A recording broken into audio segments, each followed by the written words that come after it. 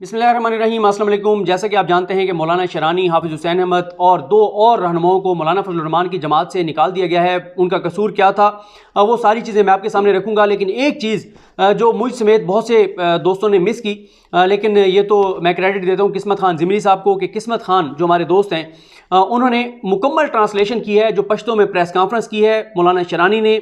उसमें उन्होंने क्या क्या बात की, कौन कौन से बड़े ऐलानात किए। और ये भी मैं आपको बता दूं कि ये जो 4 जिन रहनुमाओं को निकाला गया है, इस मामले के बाद JUIF के लिए परेशानी बहुत बढ़ने वाली है, लीगली भी और पॉलिटिकली भी। लेकिन सबसे पहले मैं कोई और बात किए बगैर बराह रास्त आपको बताना चाहता हूँ कि पश्तो में मौलाना शरानी ने जो प्रेस कॉन्फ्रेंस की उसमें उन्होंने क्या क्या बात की, ऐसी ऐसी चीज़ें कहीं जो अब तक आपके सामने नहीं आई होंगी। मैं तमाम पॉइंट्स पढ़ के आपके सामने रख देता हूं, आपको बता देता हूं, लफ्ज़ ब लफ्ज़ बता देता हूं उन्होंने क्या कहा। बाकी जो इससे जुड़ी हुई खबरें हैं उन पर नेक्स्ट इस वीडियो में बात कर लेंगे। मौलाना शरानी ने जो है सबसे पहले तो मौलाना फजलुर रहमान को सिलेक्टेड और झूठा कहा। मौलाना शरानी की जानिब से PDM को ज़ाती मफादात के लिए इकट्ठे होने वालों का टोला कहा गया। मौलाना फजलुर रहमान के इलेक्शन हारने के बारे में उन्होंने कहा कि ये इलेक्शन हार गए हैं और इस्टेब्लिशमेंट से शिकवे कर रहे हैं। उसके बाद वो ये कहते हैं कि PDM में सबका अपना अपना मतलब है, जिसका मतलब पूरा होता गया उससे किसी और से कोई गर्ज नहीं रहेगी। PDM में जो भी शामिल हैं सबके अपने अपने मफादात हैं, PDM कोई असूलों की सियासत नहीं कर रही। उसके बाद उनका कहना था कि PDM का कहना है कि अदलिया को आज़ाद किया जाए, इलेक्शन कमीशन को आज़ाद किया जाए, प्रेस को आज़ाद किया जाए। उन्होंने कहा कि आपको मालूम है ये बातें वाकई PDM करेगी या इन लोगों को सिर्फ बहलाया जा रहा है। वो कहते हैं कि आपको क्या लगता है कि PDM ये चीज़ें करेगी जो ये कह रही है कि अदलिया को आज़ाद किया जाएगा, मीडिया को आज़ाद किया जाएगा, इलेक्शन कमीशन को आज़ाद किया जाएगा। शायद इसकी बैकग्राउंड ये भी है कि ये तो खुद 3-3 बारियां ले चुके हैं। मौलाना फजलुर रहमान हर जमात के साथ इक़्तिदार में होते थे 1990 से लेके अब तक। ये 3 बारियां ले चुके हैं, 3 पीपल्स पार्टी, 3 PMLN, और हर इक़्तिदार में फजलुर रहमान साहब तकरीबन इनके साथ रहे हैं। उसके बाद वो ये कहते हैं कि PDM इलेक्शन कमीशन को कैसे आज़ाद करेगी, क्या PDM अपना अलग इलेक्शन कमीशन तश्कील देगी? इलेक्शन कमीशन का चेयरमैन तो वही मुकर्रर करेंगे जिनसे PDM इलेक्शन कमीशन को आज़ाद करने का कह रही है। वो कहते हैं कि जिनको PDM कह रही है कि इलेक्शन कमीशन को आज़ाद करें, उन्होंने चीफ इलेक्शन कमिश्नर लगाने, तो उनसे ये बात ही नहीं करना चाहते, तो फिर ये कैसे अपना अलग इलेक्शन कमीशन बनाएंगे? वो कहते हैं कि मौलाना फजलुर रहमान खुद सिलेक्टेड हैं। मौलाना शरानी के मुताबिक PDM के सरबराह मौलाना फजलुर रहमान तो खुद सिलेक्टेड हैं, वो खुद सिलेक्टेड होकर इमरान खान को सिलेक्टेड कहते हैं। हम तो यही कहते हैं कि मौलाना फजलुर रहमान ने मौलवियों में झूठ शुरू किया। मौलवियों में झूठ शुरू करने वाले मौलाना फजलुर रहमान हैं, ये दावा किया है मौलाना शरानी ने। फिर वो ये कहते हैं कि झूठ का सहारा ना लें, वो फजलुर रहमान साहब को कह रहे हैं। मौलाना शरानी के मुताबिक जमीयत उलमा इस्लाम फ़े में इख्तिलाफात वाज़े हैं, हम कहते हैं झूठ ना बोलें वो, यानी मौलाना फजलुर रहमान झूठ ना बोलें। मौलाना शरानी कहते हैं कि वो यानी मौलाना फजलुर रहमान झूठ बोलते हैं। वो कहते हैं कि इसमें कोई छुपी बात नहीं कि मौलाना फजलुर रहमान जमीयत उलमा इस्लाम पर काबिज़ हैं। मौलाना शरानी से फिर सवाल हुआ कि जमात में आपके इख्तिलाफात वाज़े हैं तो आप अपना धड़ा अलग क्यों नहीं करते? मौलाना शरानी ने इस सवाल का जवाब देते हुए कहा कि जमीयत उलमा इस्लाम हमारी अपनी जमात है, हम इस जमात में से अपना धड़ा बनाकर क्यों अलग हों?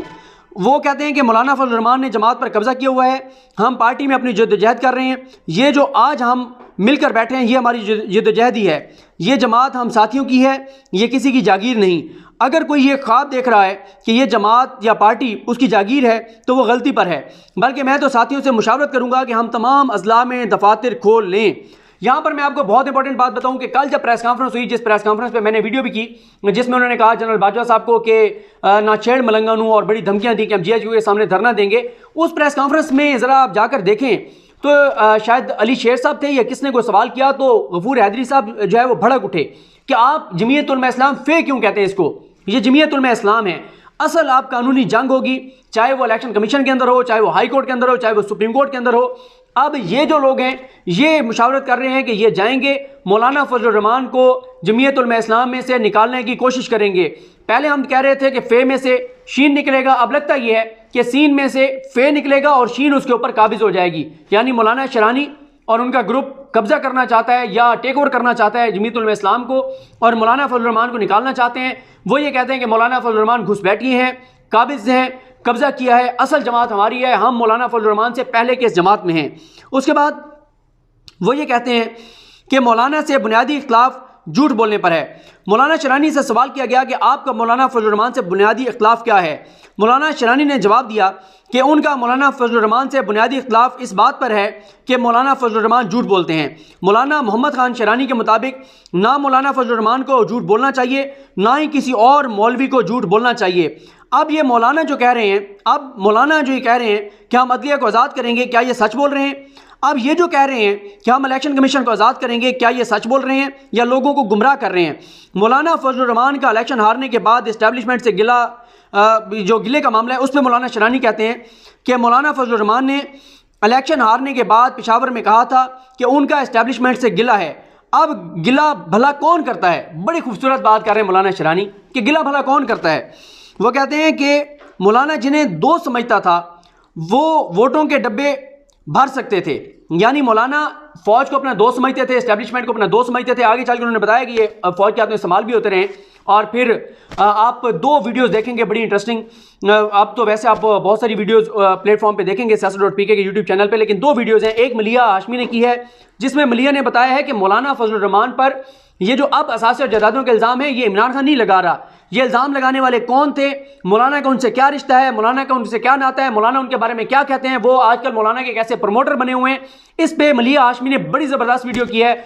और उसके बाद एक वीडियो, वैसे तो अदील बड़ाई साहब की वीडियो उस पर लग चुकी हैं, लेकिन मैंने जो वीडियो की है उसमें मैंने बताया है कि मरियम जो आप चंदा मुहिम शुरू कर रही हैं, इससे पहले करोड़ों डॉलर्स का इल्ज़ाम है इनके ऊपर कि उन्होंने खुद बुर्द की। वो क्या मामला था वो भी आप सियासत.pk के यूट्यूब चैनल पर देख सकेंगे।